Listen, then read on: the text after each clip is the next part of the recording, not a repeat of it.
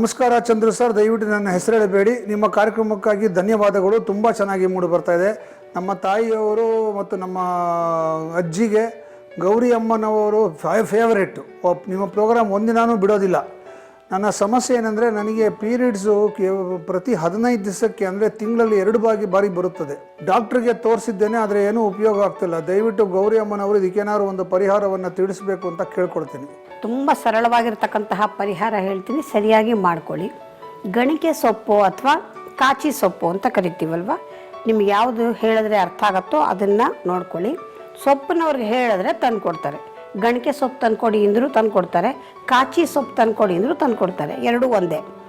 ಆ ಸೊಪ್ಪನ್ನು ನೀವು ಪ್ರತಿದಿನ ಒಂದು 15 ದಿವಸ ಬೆಳಗ್ಗೆ ಒಂದಿಷ್ಟು ಸೊಪ್ಪನ್ನು ಹಾಕಿ ಚೆನ್ನಾಗಿ ತೊಳೆದು ನೀರು ಹಾಕಿ ರುಬ್ಬಿ ಶೋಧಿಸ್ಕೊಂಡು ಆ ರಸವನ್ನು ಕುಡಿಯೋದು.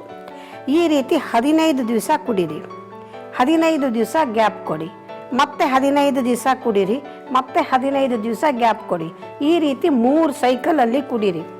ಈ ರೀತಿ ಕುಡಿತಾ ಬಂದು 3 ಸೈಕಲ್ ಆದಮೇಲೆ ನಿಮ್ಮ ಸೈಕಲ್ ಹೇಗಿದೆ ಅನ್ನೋದನ್ನು ನಮಗೆ ಬರೆದು ತಿಳಿಸಿ.